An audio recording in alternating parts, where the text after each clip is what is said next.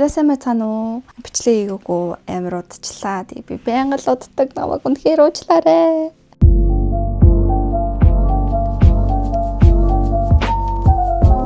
Тэгээд нөгөө нэг бичлэг эхлэхээс өмнө хэлэхэд хэдийн юм байна. Яагаад гэвэл надад ингээд бичлэг хийх тоолонд ингээд айгүйх сонин комментод ирээд байгаа учраас надад жоо ядаргаатай байгаа байхгүй юу?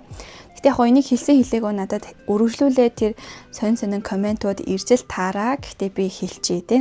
Оройн төргөө үзэгчтэй 17 цагийн мэдээнд эргээд тавтамаар л ихний мэдээ. Euphoria цувралын 3 дугаар улирал 2026 оны 4 дугаар сард нээлттэй гэж байна. Яг иймэрхүү байдлаар намайг бичлэг хийн гэж хүлээдэг юм шиг байгаа. Гэхдээ no. За миний хувьд ингээд бичлгүүдээ зөвхөн мэдээлэл өгөхөөс гадна ингээд та хэдтэй үзэхэд айгуу тийм тухтай. Тэгээд найзтайгаа ярьж байгаа юм шиг байдлаар ингээд гоё чөлөөтэй хийхийг гэрэмлдэг. Тэгээд тийм учраас та бүхэн маань миний одоо энэ хүү стилийг маань эргээр ойлгож хүлээж авна гэж найдаж байна. Тэгээд намайг бас айгуу тийм маягтай заягтай гэсэн комментууд бас амар их бичсэн байлээ. Тэгээд би ерөөсөө маягтай биш, би зүгээр л угаасаа байгаа л ийм хүн шүү. За ерөөсөө маяглий гэж маягтгүй тэгж юу гэсэн ч юм бэ. Тэгээ бас үргэлж дэмжиж комент бичээж гой үг урмын үгээр шагнадаг та бүхэндээ маш их баярлалаа. Удахгүй бас аялын влогороо уулзцгаая. За тэгээд Euphoria цуврал руу оръё. Миний бүр хамгийн дуртай цувралуудын нэг байсан заяа. Амар үздэг ус ш би ингээл бүр амар үзээд анхны season 1-ийг бүр нэлээд орой үзчихсэн. Манай нөгөө нэг найз маань чи Euphoria үзэх юм уу чи үзээч юугаа гэдэг байгаа ингээд. Тэгэхээр би олж үзээ. Тэгэл воо брэм ёо. Юу болоод байгаа юм бэ? Цоо шинэ ертөнц нэгжээд гэнэсэн тий. Миний хувьд бол зүгээр ингээд Монголын тэдгээр дүүргийн тэдгээр ингээд улсын сургуулийг төгссөн учраас ерөөсөө тийм ахлах сургуулийн амар драма огт байгаагүй. Тэгэл ингээд Euphoria-г үзсэн чи пүү юу вэ те би ч өстө нэрээ шал дэмий өсвөр насаа юу дэмий үрцсэн юм шүү. Тэгж бодож модод байгаа юм шүү. Тэгээ 2 дугаар үйлрэл нь гарахад би 20 гэдтэй 4 дугаар курсын оюутан байсан байхгүй. Воо юу вэ те Nate Casey 2 юу болоод байгаа юм бэ? Rue Jules Elliot 3-аар юу болоод байгаа юм бэ гэж бүр амар тэгж хүлээлттэй үздэг байсан. За тэгээд миний дуртай цувралын маань бид бүхний дуртай Euphoria цувралын маань 3 дугаар улирал 2026 оны 4 сард гарах гэж байна. За тийм манайхаа нэр шинэ оны минь Euphoria цувралыг тойрсон хид хідэн ийм драма, яриа, за тэгээд ховж ивэд байдаг. Тэгээд хэдүүлээ эхнээс нь ярьцгаая. За тэгээд хамгийн эхлээд хэний талаар ярих вэ гэхээр Euphoria цувралын найруулагч Sam Levinson-ны талаар ярих гэж байгаамаа. Тэм нь болохоор зөвхөн Euphoria-г найруулаагүй Idol, X, Mary and Mary гэдэг айгүй олон кино болон телевизийн шоунуудыг найруулж байсан юм чадварлаг найруулагчдын тоонд зөв ёсоор тооцогддог. Тэгээ яг тэр нөгөө салбартаа айгүй том хүн гэсэн. 2026 оны 4 сард нээлттэй хийнэ гэдэг мэдээлэл өгсөний дараа хэлсэн байгаа. Бүр ингээд гол дөрүүдийн талаар те Rue, Jules, Casey, Nate, Maddie энтрийн талаар мэдээлэл өгсөн байгаа хгүй. Тэр нь ямар мэдээлэл вэ гэхээр тэр дөрүүд яг ямар хөө амьдралтай байх юм. Яг юу болох юм гэдэг ингээд бүгдийг хэлээ хийсэн заяа.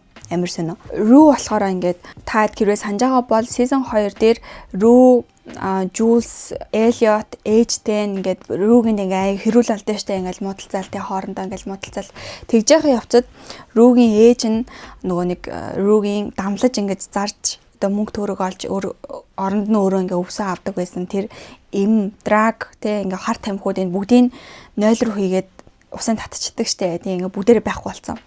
Тэгээ тэрнээс болоод Rue ингээ айгүйх өрөнд ороод тэгээ мэдээж одоо тэр юмнуудын зараад мөнгө олгож чадаагүй юм чи өөрөө тэр мөнгөө нөхстэй. Тэгэхээр өрөнд ороод Мексик болон Америкийн хил дээр ер нь нэлээд тийм хэцүү нөхцөл байдалд ингэж амьдрна гэсэн ба. За тэнгүүт бүр Nate Casey 2 гэрлэн заяа. Nate Casey 2 гэрлэн. Гэтэ би энэ гэрлэн гэдгийг бүр айл 2023-4 онд л мэдсэн байсан. Яагаад гэвэл нөгөө ингээд зураг авалтынх нь ингээ хэсгүүдийн ингээ яагаад Nate Casey 2 чинь гэрлэх юм биш үү гэ. Трейлер дээр нэг тиймэрхүү хэсэг гараад жирэмсэн байгаа. Casey жирэмсэн болсон багаар гарч мараад.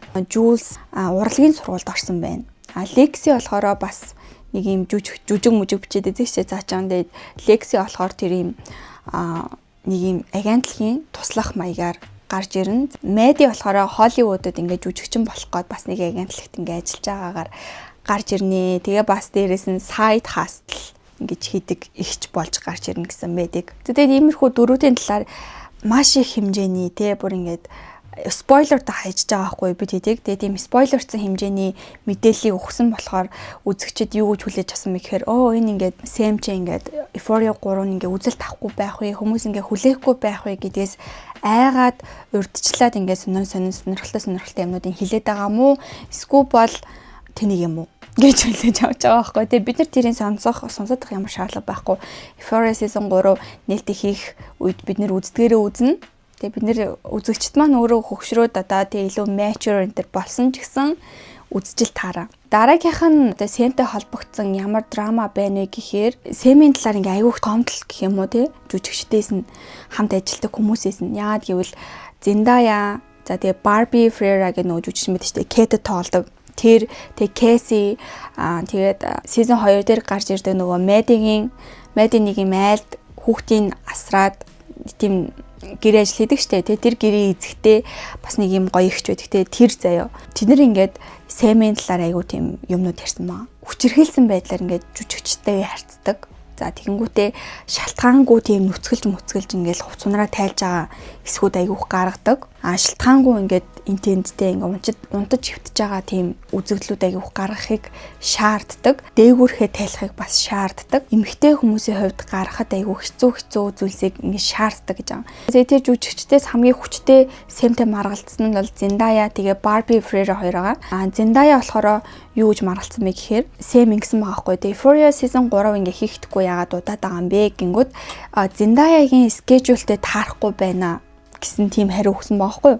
Тэнгүүд Зендая тэндээс нь юу яриад байгаа юм бэ те би ингээд ерөөсөө оф болоогүй би Dune ингээд бүх кинонуудын саналаа аваад тоглоод явж байгаа. Би зүгээр Euphoria-гийн season 3 хизээ хийх бол гэдгийг би зүгээр хүлээж гин харин Сэм эсэргээрээ тэр зохиолоо бичиж дуусгаагүй юм шүү гэдэг нэг тийм маргаан үсээд. За тэнгууд Барби Фрера яаж хэрэлцсэн бэ те ямар хүн маргаан явсан бэ гэдэг хэдүүлээ дараа нь ярилцъя. Сэм Лемисний хувьд ерөнхийдөө бол нэг иймэрхүү байна те. Idol гэдэг цуврал хийсэн штэ. Weeknd, Lily Rose Depp, Jennie 3 ингээл тоглол аюу тийм маркетинг гээл өстөн амар цуврал гарах нь oh my god гэдээсэн чинь яг үнэндээ бүр амар уналтыг авчирсан тим кино болсон шүү дээ Idol те би таад үзнэ би бол нэг ангийн үзэл тэгэл бараг дахиж үзээгүй те Idol-ыг ерөөсөө ганц аварсан юм ерөөсөө тэр дуун л байсан.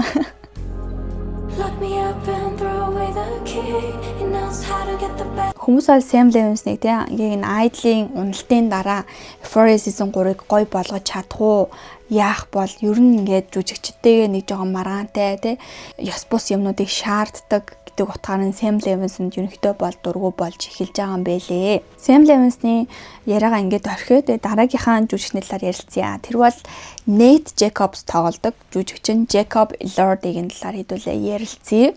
Ярилцахаас өмнө хэдүүлээ Jacob Elordi-гийн жүжигчнийхэн замналыг жоохон ингээд яриа заяа. Jacob Elordi ч хамгийн эхлээд Netflix-ийн нөгөө Kissing Booth гэдэг нэртэй тэг ингээ өсвөр насны октод өсвөр насныхан зориулсан аюу хөөрхөн кинонд тоглож дебют хийж гарч ирж байсан. Тэгээ дараа нь Euphoria тоглоод аюу тийм нэр хүндтэй хүн болгоны мэддэг тийм жүжигчин болж чадсан. Өмнө нь тоглож байсан энэхүү кинонуудыг харахад дандаа өсвөр насны эрэгтэй тийм boy байдлаар ингэж өөрийг нь харуулсан кинонуудад тоглож явж исэн болвол сая 2025 онд Frankenstein гэдэг нэртэй Netflix-ийн бүрэн хэмжээний кинонд тоглоод бүр маш их хэмжээний нэр хүндтэй өөрийгөө бүр тис өөрөөр харуулж чадсан тесрэлтийг хийсэн байгаа Jacob Elordi. Тэгээ та хэд маань хэрвээ миний Frankenstein гэдэг бичлэгийн маань үзсэн болвол яг Jacob Elordi-гийн талаар бүр ингэж амар ярьсан байгаа. Тэгээ та хэд маань тэрийг бас үзээрэй. Тэн дээр одоо Frankenstein гэдэг кинон дээр ямар дүр гаргасан бэ? Тэгээ ямар хуу байдлаар дүрийн дэвшилт, төгжилт яаж гаргасан бэ гэдгийг аягүй сайн ярьсан байгаа. Тэгээд тэр бичлэгийн маань үзээрэй. За тэгээ Jacob Elordi-гийн талаар хүмүүс юу гэж ярьж байгаа гэхээр одоо ингээд Jacob Elordi чинь Frankenstein энэ төр тоглоод ер нь ингээд өөрийгөө арай арай өөр байдлаар ингээд хүмүүст харуулахыг зорж байна. Тэгээс өөрийнх нь авьяас чадвар ч гэсэн зөвхөн телевизэн шоунд тоглоод зогсохгүй бүр ингээд бүрэн хэмжээний кинон тоглох хүртэл хэмжээний тим авьяас чадaltaй нөөцтэй жүжигчин юм байна гэж хүмүүс харж эхэлсэн. Euphoria season 3-д нээлттэй хийгнэ гэсэн мэдээ гарснаас хойш Jacob Elordi-ийн тийм дулаан хивсний яслал энэ тэргээр явж байхад хүмүүс Euphoria season 3-д тоглож байгаа юу? Кино сетэндээ очсон уу? Та нар ер нь ямар хуу байна те? Тэр кинонд одоо season 3 дээр юу болох вэ?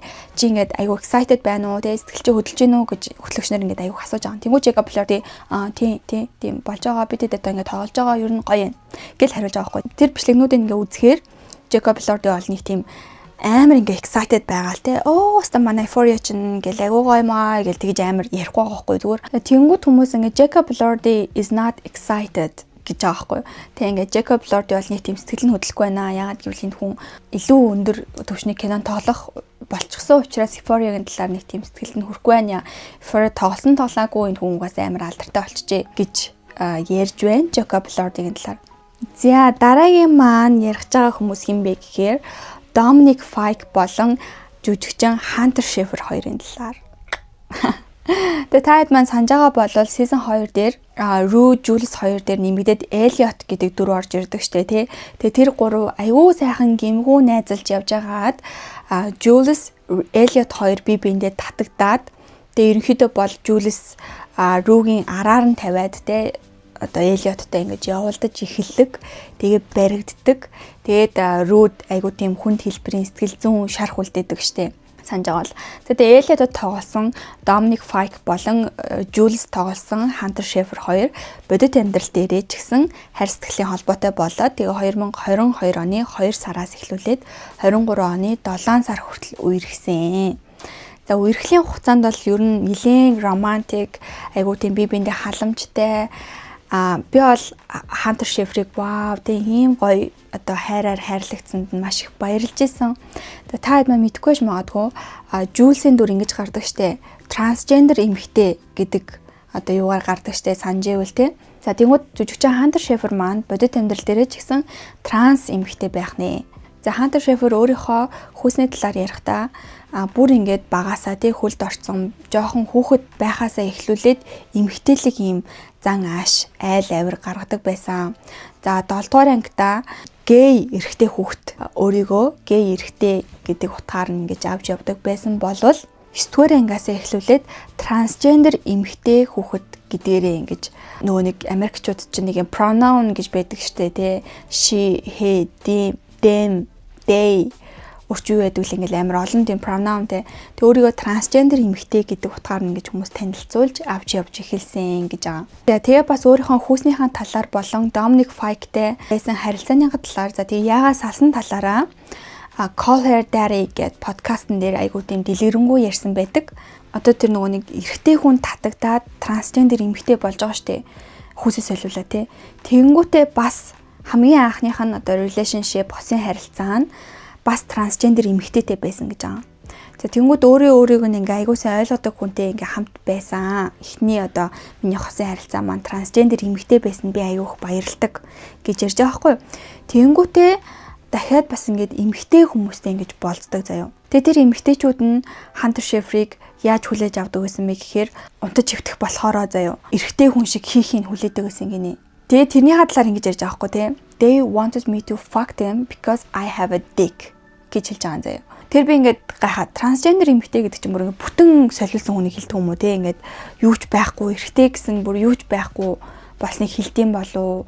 Эсвэл арай өөрөөр байдсан болов. Эсвэл ингээд айгүй олон төрөл байдсан болов. Мэдхгүй юу гэсэн би тэгэж ярихт нүр амар гайхсан. Пүүх юу ээж одоо нөө юмтайгаа л яваад байсан юм уу гэж бодож байгаа хгүй би. За тэгээд Dominic Fike-тай яагаад харилцаагаа төгсгсөн бэ гэхээр Dominic Fike өөрийг нь араар нь тавьсан гэсэн. Тэгээд тэр араар тавилт нь Hunter Schafer бүр ингээ маш хүчтэй сэтгэл зүйн гэмтлүүлдэггээд бүр ингээд өөрийг нь тэр чигт нь өөрчилсөн гэсэн. Тэг ингээд яг хувь хүн тэгээд зан аашийн хувьд бүр ингээд тэр чигт өөрчлөгдсөн гэж ярьсан маа. I have a dick гэж хэлэхээр одоо цаг дээр байгаастай тий би юутай уучраас гэж I had a dick гэсэн бол би тийм байсан болохоор гэж хүлээж авах байхгүй тий I have a dick гэж ирж амир хэцүү байхгүй. За Dominic Fike-ийн хувьд амар сони юм болсон манайхаа. Dominic Fike ч өөрөө дуучин жүжигчин хүн байгаа. Тэгээ маш олон тооны шүтэмширэгчтэй ийм хүн. За 2025 оны 8 сарын 4-нд нэгэн тоглолтын дээр цаачин өөрийнхөө хүүг гинт гаргаад ирсэн. Тэгээ би хүүтэй миний хүүг Rocket гэдэг ингээд гаргаад ирсэн маа.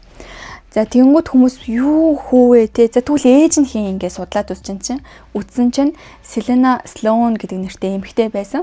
За тэгээ Selena Sloan л болохоор хүмүүс бүр тэр фэнүүд нь амар дайрсан гинэ. Өө чи яхаараа Dominic-тэй байдیں۔ Чи яхаараа одоо бараг Dominic-ийн хүүхдийг тээд ингэж дайрсан юм яасан мэдэхгүй амар хейт илгээсэн. За тэгээ ингээ боддоо манайхаа би одоо тэр хүүхдийг хараад байгаа байхгүй. Тэгэхээр Америк хүүхдүүд аюу тийм өсөглөн том биетэй байдаг гэсэн. Гэсэн ч гэсэн тэр хүүхд болвол дор хаяж ой гарантай ой 5 сартай хүүхэд байгаа даахгүй юу? Миний харж байгаагаар. За тэнгүүд ой 5 сар гэдэг чинь 17 сар.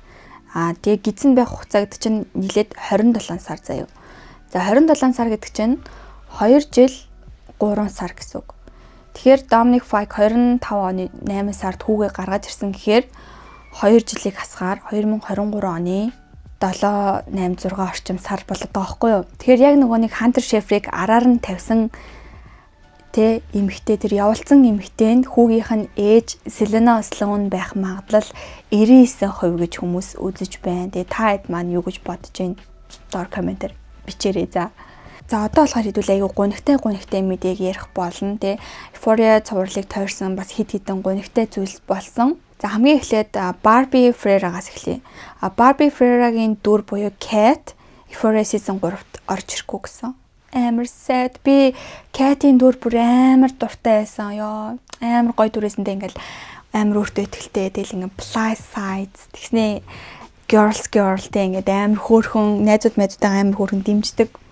Хөөрхөн дүрээс нь дааж орж ирэхгүй гэсэн. Яагаад гэвэл Barbie Ferreira жүжигчин маань найруулагч Sam Levinson-тойгоо дахиж бол season 3-т хамтрахгүй гэсэн мэдээллийг өөрөө өгсөн байлээ. Гонхтой.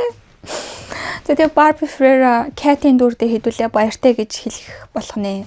За Barbie-гийн хувьд бол одоо хувийнхаа амьдралыг дурдах юм бол айгүйх жин хассан. Тэ миний бодлоор Ozempic байх л гэж би бодсон. Тэгээ Barbie маань жин хассан. Тэгээ бас дээрэс нь найз охинтой болсон. Тэгээ өөрийгөө болохоор queer гэдэг юм билээ. Хоёр найз охин сольсон. Энэ хугацаанд сольсон ч гэжтэй тий.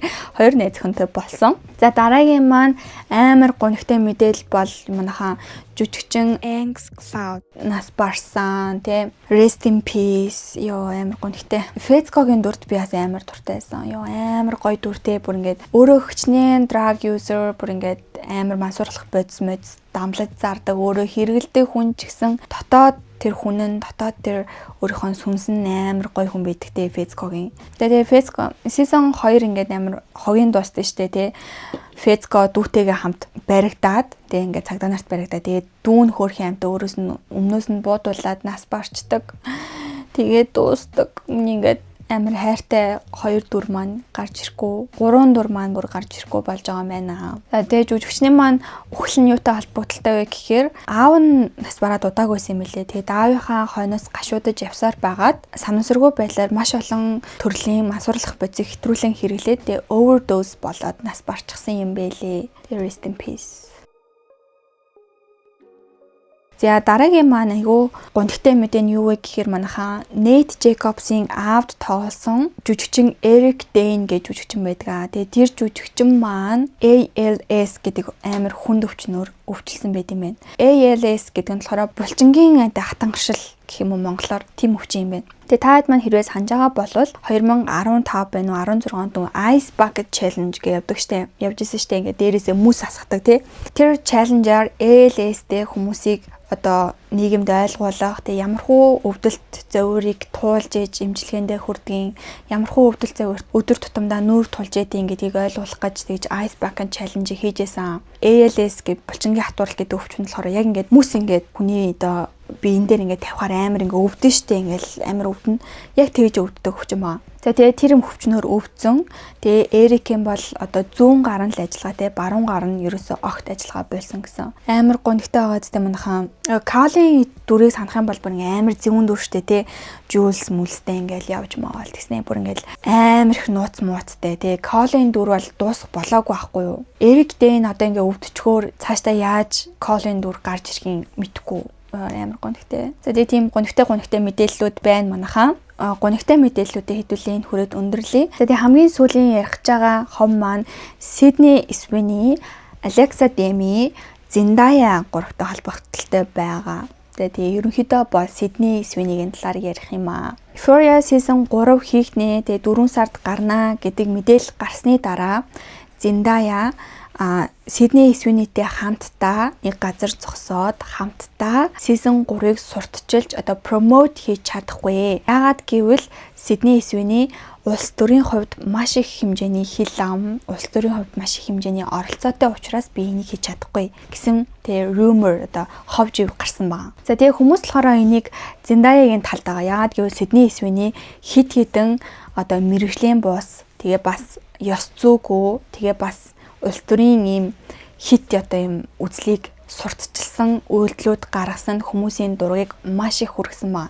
Тэгээд ямар хуу үйлдэлүүд гаргасан бэ гэхээр 2022 онд ээжийн төрсөн өдрийг яг нөгөө нэг Donald Trump-ийн Make America Great Again гэдэг нэртэй нөгөө сонгуулийн кампанит ажлыг дуурайлгаад яг тийм дэмтэй төрсөн өдөр нь хийсэн байгаа. Make 60 Great Again гэдэг нэртэй заяа. Тэгснэ ингээд Donald Trump нөгөө нэг юм улаан өнгөтэй Make America Great Again гэдэг нэртэй нэг тийм малгай өмсөд тэгж сонгуулийн ажлаа хийжсэн штэ. Тэгээ яг тийм малгайтай заяа. Make 60 Great Again гэдэг нэртэй яг тийм улаан өнгөтэй малгай өмсөд тэгж төрсөн өдрийн партигаа хийж ивэл яах вэ? Тэгээ тэрэнд нь ингээ хүмүүс айгу дургуцаад ёо над ч одоо тий Дональд Трампд Америкчуудын 50% дуртай 50% дургу байгаа. Тэгээ Дональд Трамп ч өөрөө сонгуулийн кампанит ажиллаа хийж байхдаа бүр ингээ маш их арьс өнгөний ялгуурлсан үйлдэлүүдийг өгнүүдийг хэлжсэн штэ. Таад маань санаж байвал те би одоо ингээ ерөнхийлөгч болчих юм бол Америкт цагаачилж ирсэн иммигрант хүмүүсийг би ингээ нутгаар нь явуулнаа. Тэнгүүд хүмүүс тэрэнд айгу дургу. За тэгээ тийм амар расизмыг дэмжиэд Sydney Sweeney ээжийн төрсөн өдрийг тийм дэмтэй хийсэн нь бүр ингээд Дональд Трампыг ямар амар дэмжиж байгаа, ямар амар PR-аар ингэж дэмжлэг үзүүлж байгаа юм бэ гэдгийг харуулж байгаа байхгүй. Эндээс л бүх буруу юм эхэлж байгаа байхгүй. Энэ төрсөн өдрийнхөө талаар Sydney Sweeney Twitter дээр ингэж хэлсэн маа. Йоо за болоо штэ та нар те. Энэ зүгээр л нэг төрсөн өдрийн парти. Тэрнээс би бол ингээд улс төрийн ямар нэгэн PR ажил хийгээгүй байна. Энэ бол зүгээр л миний ээжийн хүссэн дэмтэй төрсөн өдрийн парти. Энүүгээр маань л ойлгооч гэж хэлсэн байна. Тэгээ уусаа иймэрхүү юм хийх ойлгомжтой байсан. За дараа нь яаж хүмүүсийн дургу хүргэсэн бэ гэхээр 2025 оны 6 сард өөрийнхөө усанд орсон заяа. Банд ингээ ус тосоод хүмүүс усанд ордог штэ. Тэгээ тэр усаараа хийсэн савнг гаргасан байна. Өөрийнхөө одоо ашигласан усаар савн хийгээ гаргаад тэрнийхээ сурчлагаанд тоолсон гэсэн. Тэгээ яг энэ нөгөө нэг хамтарж байгаа спонсорлж байгаа компани нь өөрөө хэрэглэгчдэд одоо хүмүүс танигдахын тулд айгуу тийм controversial хэрүүл маргаан ховжив дагуулсан маркетингийн ажлыг хийсэн байгаа байхгүй юу? Ер нь бол тийм тэр савнанд гойлон заяа limited edition тэгээ бүгдээрээ зарагдаад дууссан. Айгуу тийм амжилттай маркетинг ажил болж байгаа байхгүй юу? Ер нь маркетингийн талаасаа. Тэнгүүд Sydney Sweeney-гийн фэнүүдийн талаас одоо ингээ маркетинг зарагт ингэж хүмүүс хүлээж авахгүй штэ. Энэ одоо юу хуцаа солиороод байгаа юм? Бид нарыг дарамжлаад байгаа мó те энгийн хүмүүсийг дарамжлаад байгаа мó энэний усанд орсон устай одоо савнг аавна гэж юу байсан ингээл бүр амар ингээл хейтлээд эхэлж байгаа байхгүй энэ Sydney Sweeney ч өөрийгөө бүрстэ тэнгэрийн амт ингээ бодчихож гэж мэгэл те тэгээ тиймэрхүү байдлаар ерөөхдөө бол хүмүүс айгу дургу болсон. Тэр нь ингээд 2020 он 2022 онд ингээд өөрийнхөө талаар амар хүчтэй амар сериозны тийм муу PR болцсон байхад дахиад 2025 оны 6 сард бүр дайран дээр давс гихчээр тиймэрхүү одоо өөрийг нь айгу муугаар үзүүлж болохоор тиймэрхүү юмнаас уг нь ингээ болгоомжлмаар байгаа байхгүй. Тэнгүүд тэрийг зөвшөөрсөн нь өөрөө айгу тийм асуудалтай. За дараагийнх нь мэдээж American Eagle Jeans advertisement байгаа. Тэгээ American Eagle Jeans гэдэг джинсний компаниас Sydney Sweeney-г тоглуулад тэр нөгөө нэг ядж хаад реклам дээр ингээ хэлсэн маа. Sydney Sweeney has great jeans гэлсэн байхгүй. Тэнгүү тэр jeans гэдэг үг нь jeans буюу нөгөө ген гэдэг үгтэй адилхан сонсогддог. Тэнгүүд Sydney Sweeney айгу гоё jeansтэй гэж үг нь хэлэх гээд байгаа. Тэнгүүд хүмүүс болохоор тэрийг сонсож байгаадаа Sydney Sweeney айгу гоё гентэй гэд ойлгож байгаа байхгүй юу? Тэгэл тэрэн дээр ингээл хүмүүс амар юм болол. American Eagle jeansтэй арайчтэй тий. Наадгаа ч одоо ингээд шаргал үстэй, цэнхэр нүдтэй, тийм биш л өмсөж болдоггүй мүү. Наад чи ингээ яг юм цагаан арьстай бүр ингээд super white одоо тийм расизмыг дэмжсэн амар расист зурчлага болчихжээ гэж мэгэл тэгж хүмүүс аяух дайрсан байлээ. За гисэн ч гэсэн дахиад л маркетинг ажил маш амжилттай болж 7 хоногийн дотор заяа American Eagle Jeans-ийн тэр Sydney Sweeney-гийн тоглосон яг тэр джинс нь бүгдээрээ зарагдаад дууссан. Sold out болсон заяа. Цагаан арьстай хүмүүсийг дэмжлээ гэж хүмүүс амар ирчээг аваад ихсэн чинь нөгөө Дональд Трамп чинь яг энэ сурчлагын талаар юу гэсэн бэ гэхээр Сидней Свэнийг заяа бүгд найрамдах намын дэмжигч гэж хэлсэн байгаа. Ингээд айгүй халуухан сурчлага байна гэж жиргсэн байгаа байхгүй юу. Одоо тэгэл ерөөсөө ойлгомжтой шүү дээ. Америкчууд те Сидней Свэний хижнээн олон удаа би бүгд найрамдах намын дэмжигч бишээ гэж орилсон ч гэсэн одоо бүр ингээд батараанд нь хижиж байгаа байхгүй юу. За дараагийнхан заяа хов жив байгаа манайха. Энэ ерөөсө батлагдаагүй шүү. Гэтэ бүр амар сонио хов жив заяа. Түрүүн хэлсэн штэ би Зиндая ингээд Сидней Свэнигийн хажууд зогсоод хамтдаа ингээд S3-ыг промот рекламдаж чадахгүй гэж хэлсэн. Тэгээ тэрнийхэн хамгийн гол шалтгаан нь юу вэ гэхээр Сидней Свэний Том Холландтай ингээд сэтгэнэж Том Холландыг ингээд secretly нууцхан хүсдэг гэсэн юм хов жив гарсан. Тэгээд тэр яг энэ хов живийг үнэн гэж үзээд хүмүүс Сидней Свэний ингээд Том Холландад санаатай байдаг болохоор Зиндая ингээд ерөөсөө хажууд нь баймааргүй байгаа юм байна гэж ойлгож байгаа заяа. За тэгээ яасан бэ гэхээр Том Холланд Зиндая хоёр чинь Spider-Man-ы дараанаас үерхэж эхлэе. Тэгээ нэг хэсэг салцсан байж байгаад 2021 оны 1 сард эргээд нийлсэн штэ. За тэгэнгүүт season Euphoria нэгэн season 1 нь гарчихсан байсан. Тэгээ хоёр нараа гараггүйсэн үе гэсэн. 2021 оны 1 сард одоо Зиндаятай эргээд яг нийслэнийхэн дараа нь заяа. Дараах нь Том Холландын талаар ингээ Twitter-үүд хийсэн байгаа байхгүй юу хүмүүс. Том Холланд үнэхээр одоо чүү залуу юм аа, халуухан юм аа, амар хөөрхөн юм аа гэж мэгж тиймэрхүү твиттерүүдийг хийсэн. Тэнгүү тэрэн дээр ингээ Сидней Свэний амар олон ингээ лайк дарсан заяа. Тиймэрхүү Том Холландыг халуухан, гой залуу өнтер гэсэн утгатай тиймэрхүү постууд дээр лайк дарсан твитүүд дээр. Тэгээ хүмүүс тэр ингээд бүр амар скриншот хийгээд авсан заяа. Том Холланд Зиндая хоёр нийлээгүй байх гэж бодсон. Эсвэл нийлсийг мдээгүй ч юм уу тийм байхдаа Сидней Свэний лайк дарсан. Эсвэл үнэхээр Том Холландд санаатай, үнэхээр Том Холландыг одоо халуухан гэж боддог учраас тэгж лайк дарсан гэж байна. Тэгээ тэр лайк дарсан нь болохоор амар тийм ёс зүйгүй кинонд тоглосон найз залуугийн тухай тийм халуухан гэсэн юмнууд дээр ингээд лайк майк дарах нь өөрөө амар тийм girl биш байна гэж хүмүүс үзэж байгаа. Euphoria season 2-ын заяа. Үеэр тэр нэг Zoom call хийсэн байхгүй юу? Жүжигчд ингээл бүр амар Zoom call хийгээл амар инээлдэл. Тэр Zoom дээр болохоор нэг нь ингэж хэлсэн юм байна. Том ирж ингээд гой сценүүд нэмж өгвөл айгу гоё доо гэсэн чинь Сидней Свэний ингээл амар алцганаж инээгээл. Харин тийм ээ ингээд Spider-Man ирж бид нарыг аврах байхаа гэж инээж минь. Тэгсэн чинь ингээд Зиндая амар ингээд төв царайсан. Тийм хаа Disney зөвшөөрөл болохын тэгж мэгээд байгаа байхгүй юу? Тэнгүүд хүмүүс ингээд тэрийг энэ Сидней чи бүр Том Холландын талаар ярьсан чинь бүр алцганаад өглөөлдээ тэгэж үлээж авч байгаа байхгүй бүр шууд утгаан заяа. Нэг тийм амар rumor тийм ховж бүр амар хүчтэй яригдж байгаа. Тэгээд тиймэрхүү байна. За тэгээ миний хувьд заяа. Одоо ярих гэж байгаа хом маань болохоор Alexa Demi буюу Maddie-тэй холбоотой. Тэгээд миний бодлоор хүмүүс яг энэ үеэс л эхлээд Сидней Свэний дургу болж эхэлсэн баг. За яасан бэ гэхээр Alexa Demi 2020 онд нэг ярьцлаган дээрээ ингэж хэлсэн байгаа. За би өөр нь одоо ингэж жүжиглэхээ болд юм уу да. Яа тэгвэл Холливуудад ерөөсөө шаргал устэй, цэнхэр нүдтэй Америк эмэгтэйчүүд охтуудыг л гол дүр болгоод юм байна те. Тэднэрт л гол дүр өгд юм байна.